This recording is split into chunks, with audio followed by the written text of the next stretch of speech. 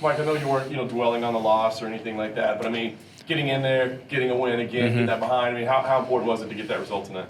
Yeah, that's the thing, man. You just got to hop back on that horse. We said a couple days ago, I let that first string of losses really get to my head and kind of thought the whole world was ending. And the older you get, the more you realize this sport is full of ups and downs, and you can learn so much from a loss. And like I was saying, there's so much freedom that comes with a loss. To be able to, it all depends on how you bounce off the bottom, and I bounced off the canvas the last fight, and just so happens I was able to hop in the cage and then, make another guy bounce off the canvas. That's the game, man. It's a game of inches, and it's a game of stick-to-itiveness all the way to the end. And here I am, 10 years into the sport, just fought at the Mecca of MMA, and this was an awesome experience. This was really cool. Like as I was saying the other day, it's almost unfortunate how you don't really get to truly enjoy it as much as you should, because you can't be as present as you want to be. But I tried to be as present as I possibly could be and enjoy this experience. I know I had a lot of respect for Sidney, and you said, listen, man, he can have his Rocky moment, right? So yeah. I mean, overall, your feeling in there and how it played out versus your expectations. I mean, what did you think? Yeah, you never quite know. I mean, for me, my coaches had me with a great game plan of getting to the body hard, slow him down a little bit. He's a big body in there. If you saw this, there's a little bit of a size difference. He's a little bit taller. He's athletic. He's strong. We knew he had that first takedown exchange where I kicked out and he grabbed me. He's the real deal, man. He's got some, as we saw with the Roger Huerta fight, and we've seen some of his other fights. If he gets his hands on you, he's not going to let you up very soon. So get to the body, be fast, be in and out, and that's what we were doing. We were making some debits to the body that paid off later, and he thought I was going to the body, came to the head, and then finished him.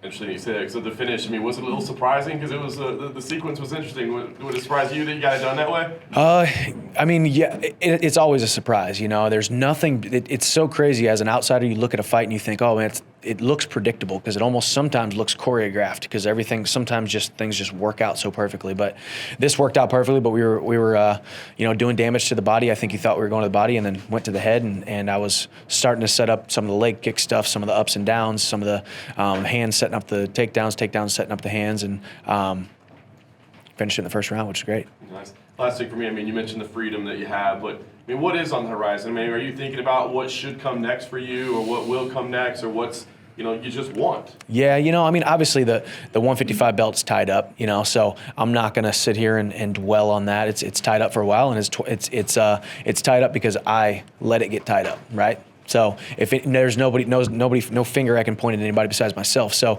I'm gonna go back to the drawing board. I mean, it's crazy. It's 3 PM here in Tokyo, so we have a lot of time to hang out with my favorite people in the entire world. So it's gonna be fun. Have a little bit of downtime. Get back to Nashville and love on my family who makes such a crazy sacrifice for these last 2 months. My wife works so hard, and she's basically a single mother while I'm down in Florida training for 2 months at a time. My son, I made a promise to him when we adopted him that I was gonna love and take care of him for the rest of his life and meet every single need, and I haven't been able to do that these last 2 months. So it's my job and my duty to get back to and wrap him up in my arms and be dad for the next couple months and stay in shape. And man, I'm just, like I said, like I touched on the other day, I'm so extremely blessed to be able to do this as long as I have been doing it, make a great living, great experiences, make great friends, great family, a great brotherhood that we have, and just excited. So we'll see what's next. Probably fight, Bellator always puts on a big card, May, June-ish. So we'll shoot for that. The fight started a little bit slowly with you guys filling each other out. Mm-hmm. The finale came very quickly.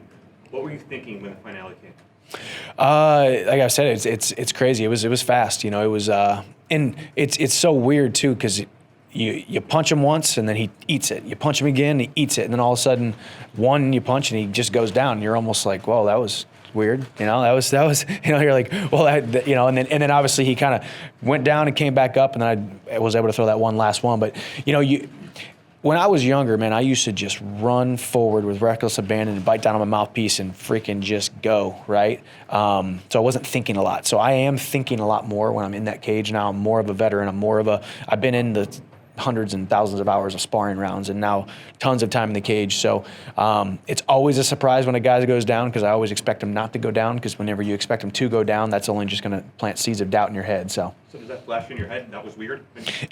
no, it wasn't weird. Afterwards, and I wouldn't say weird. It's more like, wow, that was great. Right. That was cool. Right. That's how I would imagined it to happen. You know, he kind of went down, went limp, and this is, like I said, this is a game of inches, man. And I'd be silly to not sit here and say, man, the same exact thing happened to me 6 months ago, back in May. Man, this is how this goes, and that's what I said to him after this fight. Number one, man, hats off to Sidney Outlaw, because without Sidney Outlaw, this whole experience would not have been possible. You know, when Benson Henderson gets hurt and Sidney Outlaw steps up and on 4 weeks' notice, makes the weight. You know, he's a guy who has had a history of not making weight in the past. He's a big body. He's a big guy.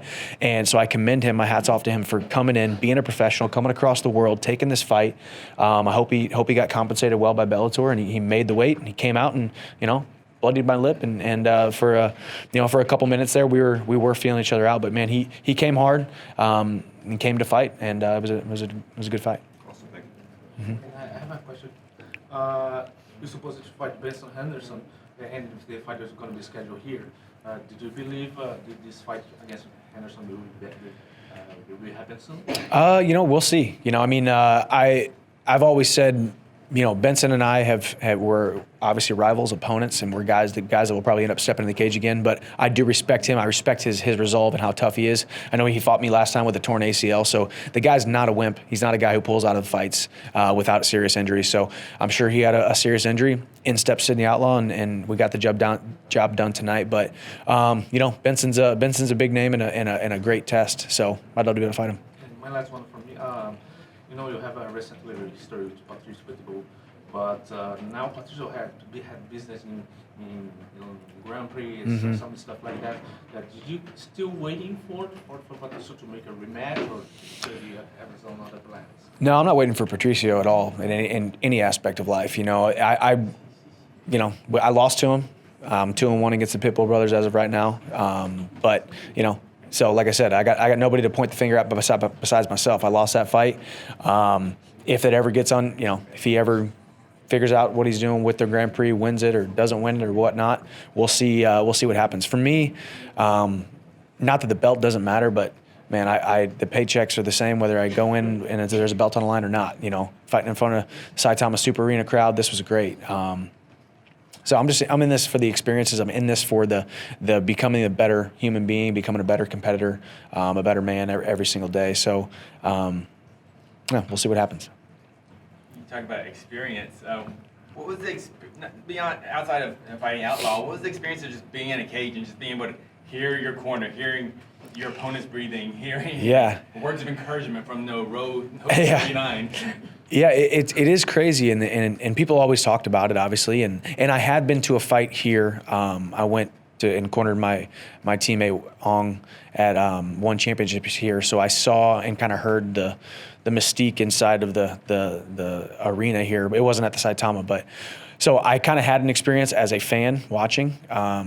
But yeah, tonight, man, hearing the canvas, hearing the cracks, hearing man, I can hear him breathe, hear his coaches, hear my coaches, I can hear the commentators. You can hear Big John McCarthy and Goldberg, so it's crazy. And it's cool, man. I don't mean to rub it in anybody's face who hasn't been able to fight here, but this was really, really cool. The walkout was cool. The theatrics were cool. The fans were absolutely amazing. I mean, it's just cool. You get treated like a real superstar over here, and it really is cool. And I would love to fight in Tokyo every single fight the rest of my life if I can. So. You said the lightweight title is, held up right now. Uh-huh. The lightweight Grand Prix is happening on New Year's Yeah. Eve. They'll, crown a winner. Yeah. Basically the champion of Ryzen lightweight division. Does that interest you? A fight with, over there? I would love that, man. I mean, obviously, this is great, man. Hats off to Scott Coker and Sakakibara for coming together and making this cool co-promotion. I mean, it's cool to be fighting for Bellator. I've been fighting for Bellator now for 8-9 years, but you guys are wearing Ryzen credentials. It's saying Ryzen all over the place. We're working with Ryzen people. This is a true co-promotion, a true working together for the betterment of the fighters and the fight sport itself. So this is cool, man. So. And I remember Coker talking about this a couple years ago, and now it's happening. So this is cool. So I would love to be able to fight. Like I said, I love Tokyo. I love Japan. I would love to be able to fight in that Grand Prix. If Bellator would let me go over there and Ryzen would have me, or if anybody gets hurt, injured, I can make weight in 2 days. Let me know. Sounds good.